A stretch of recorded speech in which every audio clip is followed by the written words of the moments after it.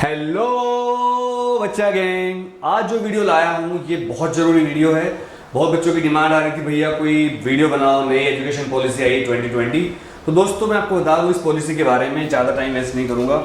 हालांकि ये पॉलिसी को समझना इतना आसान नहीं जितना सोच रहे हो। ये एक ड्राफ्ट है अभी ये बिल पास नहीं हुआ है। पहले ड्राफ्ट अब बन चुका है, इसको मिनिस्ट्री ने परमिशन दे दी है। इसके बाद ये ड्राफ्ट जाएगा संसद के अंदर, जहाँ पर उसको पार्लियामेंट में पास किया जाएगा। उसके बाद ये कानून बनेगा। लेकिन मैंने काफ़ी स्टडी करके कुछ आपके लिए कुछ पॉइंट्स निकाले हैं और मैंने अपनी वीडियो को दो हिस्सों में डिवाइड किया। इधर मैंने हायर एजुकेशन को डिवाइड किया है और इधर मैंने स्कूलिंग एजुकेशन को डिवाइड किया है। शुरुआत करेंगे हायर एजुकेशन से। लेकिन आपको अगर ये लगता हो कि ये पॉलिसी अभी आई है, दोस्तों ये पॉलिसी अभी नहीं आई है। ये पॉलिसी बहुत पुरानी बात चल रही थी। जब 2014 के इलेक्शन थे तभी बीजेपी ने बात कह दी थी कि हम नई एजुकेशन पॉलिसी लाएंगे। अरे पढ़ने वालों, ये एजुकेशन पॉलिसी बीजेपी के मैनिफेस्टो में 2014 से है और वो इसको भूले नहीं। 2014 के बाद 2019 में दोबारा उनकी सरकार आई और उन्होंने इसको यहाँ पर धरातल पर ले आए। तो यहाँ पर ये बात समझने वाली है दोस्तों कि चूंकि एजुकेशन पॉलिसी 2020 आ चुकी है तो आपके लिए समझना बहुत जरूरी है। पहले बात करूंगा कॉलेज वाले बच्चों की और इधर बात करूंगा स्कूल वाले बच्चों की। जो बच्चे भी 12th में 11th में, उनको ये भी देखना चाहिए क्योंकि उनका फ्यूचर इससे बनने वाला है। और जो भी 9th 10th के बच्चे हैं उसको देख लीजिए क्योंकि अभी कॉलेज आपका दूर है। एक बात जरूर कहूंगा इस वीडियो को शुरू करने से पहले कि जो भी बच्चे पढ़ रहे हैं, जो फर्स्ट में आए बच्चे, छोटे बच्चे हैं या जो 11th में भी आए हैं या आएंगे 2021 में, पॉलिसी 2021 से फोर्स में आएगी, बहुत लक्की बच्चे हो यार तुम लोग। अरे पढ़ने वालों तुम लोग बहुत लक्की हो यार। तुम्हें हर वो चीज़ मिल रही जो मिलनी चाहिए थी। हम उतने लक्की नहीं थे। दोस्तों एक बात ध्यान रखिएगा कि ये जो पॉलिसी है ये एक PR सुब्रमण्यम की अध्यक्षता में 5 सदस्य की टीम बनाई गई थी 2015 में। यानी कि जब 2014 में बीजेपी सरकार में आई तो 2015 में PR सुब्रमण्यम की हेड करते हुए एक 5 मेंबर की टीम बनाई गई थी जिन्होंने इसको ड्राफ्ट को तैयार किया है। इसके बाद आप ध्यान रखिए 27 मई 2016 को उन्होंने अपनी रिपोर्ट सरकार को दी। इसके बाद 24 जून 2017 को इसरो के एक साइंटिस्ट हैं के कस्तूरीरंगन जी और उनके साथ 9 सदस्यों की टीम बनाई गई जिन्होंने इसको अंतिम रूप दिया। इसके बाद दोस्तों 31 मई 2019 को निशंक जी को, एक जो हमारे HRD मिनिस्टर हैं, और एक बात ध्यान रखिएगा अब HRD मिनिस्ट्री का नाम HRD मिनिस्ट्री नहीं रहा है। इस पॉलिसी के अंतर्गत HRD मिनिस्ट्री का नाम अब हो गया है शिक्षा मंत्रालय। इसीलिए HRD मिनिस्टर का नाम हो जाएगा एजुकेशन मिनिस्टर, शिक्षा मंत्री। ये बहुत अच्छा किया, आई एम वेरी हैप्पी, क्योंकि भारतीय परंपरा के हिसाब से आदमियों को, इंसानों को एक रिसोर्स नहीं माना जाता है। तो कहीं ना कहीं भारतीय परंपराओं के खिलाफ थी। और एक संगठन है RSS, उन्होंने कहा था कि हिंदुस्तान, हमारा देश, जो लोग होते हैं, जो समाज होता है, उसको एक रिसोर्स नहीं मानता है। इसलिए ये HRD नाम हटा दिया जाए और इसको एजुकेशन नाम रखा जाए, एजुकेशन मिनिस्ट्री। दोस्तों फाइनली 29 जुलाई को, जो अभी 29 तारीख गई है, इसको ये बिल पास हो गया, इसका ड्राफ्ट पास हो गया। सॉरी, अभी ये बिल नहीं बना, कानून नहीं बना, अभी इसको संसद से पास होना पड़ेगा। अब मैं आपको इस कानून के बारे में बता देता हूं। अब NTA एक संस्था है जो सारे कॉलेजों में एडमिशन के लिए टेस्ट लेगी, चाहे आपका कॉलेज बिहार में हो, चाहे आपका कॉलेज यूपी में हो, चाहे आपका कॉलेज कहीं भी हो। अमेरिका की तरह यहाँ पर NTA सारे एग्जाम टेस्ट लेगी। तो कहीं ना कहीं जो कॉलेजों की मनमानी चल रही थी वो समाप्त हो जाएगी दोस्तों। इसके अलावा कुछ पॉइंट मैंने निकाले हैं। अगर आप बात करें ग्रेजुएशन की, जब आप 12th क्लास कर लेते हो तो आप ग्रेजुएशन में पहुंच जाते हो। तो दोस्तों ग्रेजुएशन में पहुंचने के बाद ग्रेजुएशन अब 3 साल की होगी और 4 साल की होगी। मेरे टाइम तक ग्रेजुएशन 3 साल की थी, अब 4 साल की हो जाएगी और 3 साल की भी रहेगी। इसमें सरकार ने कहा है कि जिन्हें केवल जॉब करनी है वो 3 साल की डिग्री ले सकते हैं, और जिन्हें रिसर्च में जाना है, हायर एजुकेशन करनी है, PhD करनी है, वो दोस्त हमारे 4 साल की डिग्री ले सकते हैं। ये बात बहुत इंपॉर्टेंट है दोस्तों। अगर आपको डिग्री के हिसाब से पढ़ना है, मतलब आपको पढ़ना है, ज़्यादा रिसर्च करनी है, तो आप 4 साल की डिग्री लेंगे, नहीं तो आप 3 साल की डिग्री लेकर जॉब करने चले जाएंगे। ये बहुत अच्छा किया, 1 साल बचेगा आपका। इसके अलावा ग्रेजुएशन की डिग्री 1 साल, 2 साल या 3 या 4 साल, जैसे आपकी यहाँ पर जॉब करने वाली बात है, रिसर्च करने वाली बात है। तो यहाँ पर क्या होता था अब तक कि अगर किसी बच्चे ने 1 साल पढ़ाई करी तो उसको ड्रॉप आउट कहा जाता था। जैसे आपको शायद पता होगा, फेसबुक के जो मालिक हैं डॉक्टर जुकरबर्ग, मिस्टर जुकरबर्ग, वो भी कॉलेज ड्रॉप आउट है, उन्होंने पढ़ाई पूरी नहीं करी। लेकिन यहाँ पर अगर वो हमारे देश में होते और वो 1 साल पढ़ाई करके छोड़ देते, तो अगर आप कोई ग्रेजुएशन की डिग्री कर रहे हो 12th के बाद और आप 1 साल पढ़ाई करके छोड़ देते हो, तो आपको सर्टिफिकेट मिलेगा उस डिग्री का जितना आपने पढ़ा है, वो एग्जाम आपने दिया है, तो आपको एक सर्टिफिकेट दे दिया जाएगा।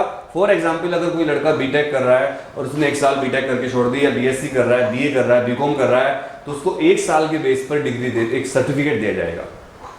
अगर वो लड़का 2 साल का डिप्लोमा कर लेता है, तो उसको 2 साल पूरे कर लेता है, तो उसको डिप्लोमा मिलेगा। ये बहुत बड़ी बात है यहाँ पर, और इसके लिए आप प्लीज क्लैपिंग कर दीजिएगा घर पर बैठे बैठे, और कमेंट करके बताइएगा आपको कैसा लगा कि आप कोई डिग्री अगर 2 साल की लेते हो तो आपको 2 साल का डिप्लोमा वहां पर मिल जाता है। लेकिन अगर कोई बच्चा डिग्री को पूरा करता है, चाहे वो 3 साल की कर रहा हो, 4 साल की कर रहा हो, तो उसको डिग्री दी जाएगी।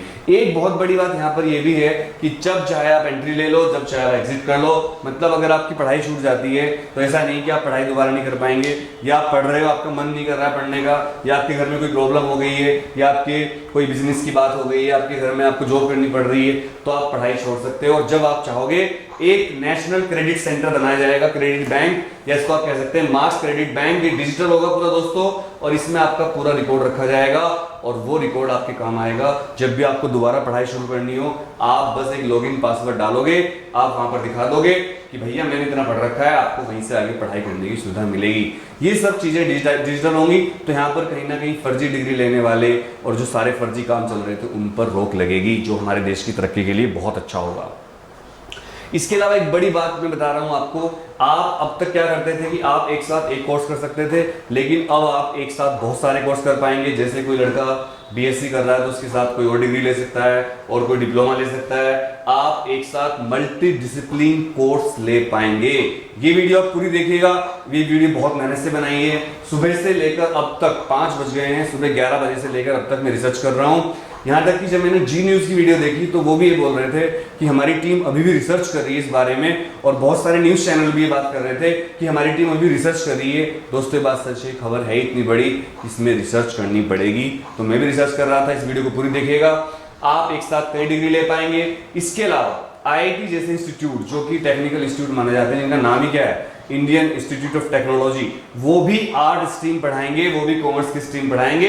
इसका उद्देश्य ये बताया गया है कि मान लो कोई लड़का आईआईटी कर रहा है और वो साथ साथ आर्ट्स की पढ़ाई भी करना चाहता है, हिस्ट्री पढ़ना चाहता है, तो वो अपनी इस नॉलेज को टेक्नोलॉजी में यूज कर पाएगा। फॉर एग्जाम्पल, अगर आप बीटेक कर रहे हो और आप हिस्ट्री पढ़ रहे हो महाभारत कालीन में, आपको पता है महाभारत के टाइम पर क्या क्या मशीनें थी, क्या क्या हथियार थे, तो जैसा आपने बाहुबली पिक्चर में देखा होगा, बड़े बड़े हथियार वहां पर दिखाए गए हैं। तो आप इसको यूज करके वहां पर नए नए चीजें डेवलप कर सकते हो, नए हथियार बना सकते हो, नई मशीनें बना सकते हो। तो कहीं ना कहीं आर्ट स्ट्रीम का भी फायदा मिलेगा टेक्नोलॉजी के अंदर। ये मैं बहुत दिनों से चाह रहा था, लेकिन मैं लक्की नहीं उतना, आप लक्की हो। मेरे टाइम पर ऐसा नहीं हुआ, आपके टाइम पर हो रहा है। Thumbs up for this. दोस्तों, हायर जितने भी इंस्टीट्यूट्स हैं हमारे लिए, सबके लिए सेम रेगुलेटरी बॉडी होगी। जैसे एनटीए है और एआईसीटी अभी चल रही है, यूजीसी चल रही है, इनमें बहुत करप्शन के आरोप लगे हुए थे, तो इनको समाप्त कर दिया जाएगा। इनके स्थान पर एक नई रेगुलेटरी बॉडी बनेगी जो इन सबको गवर्न करेगी, और जहां पर सारी चीजें रेगुलेट की जाएंगी। इसके अलावा एक बड़ी बात पता चली है कि फीस फिक्स हो जाएगी। मतलब सरकार आपकी फीस को फिक्स कर देगी। सरकार कहेगी कि भैया आप अपने हिसाब से फीस नहीं ले सकते, हर कोर्स की फीस पूरे देश में एक जैसी होगी। ये नहीं नोएडा में अलग फीस चल रही है, बिहार में अलग चल रही है, ओडिशा में अलग चल रही है, बंगाल में अलग चल रही है। हर कोर्स की फीस पूरे देश के अंदर एक साथ एक जैसी फीस ली जाएगी। 2 लाख से ज्यादा सुझाव आए थे इसको करने के लिए। 2 लाख से ज्यादा सुझाव के बाद सरकार ने हायर एजुकेशन में ये सारे पॉइंट यहाँ पर लिए हैं। इसके अलावा अभी और इन्फॉर्मेशन आने वाली है, क्योंकि मिनिस्ट्री से बहुत सारी अभी क्लैरिफिकेशन नहीं आए हैं। जैसे ही कोई क्लैरिफिकेशन आएगा मैं आपको नई रिपोर्ट दूंगा। तो हायर एजुकेशन में बहुत फायदा होने वाला है 2021 से। अरे पढ़ने वालों बहुत फायदा हो गया। सोचो यार, एक डिग्री ले रहे हो 4 साल की, 1 साल पढ़े, बाहर निकल गए, सर्टिफिकेट मिल गया, पैसे वेस्ट नहीं हुए, फीस वेस्ट नहीं हुई। बड़ा निश्चय, बड़ा। इससे पहले 1986 में एजुकेशन पॉलिसी बनी थी, मिस्टर राजीव गांधी की सरकार थी, स्वर्गीय राजीव गांधी जी। उसके बाद आज 2021 में कोई सरकार इतनी हिम्मत कर पा रही है कि वो नई एजुकेशन पॉलिसी ला रही है। दोस्तों, अब बात करते हैं स्कूलिंग की।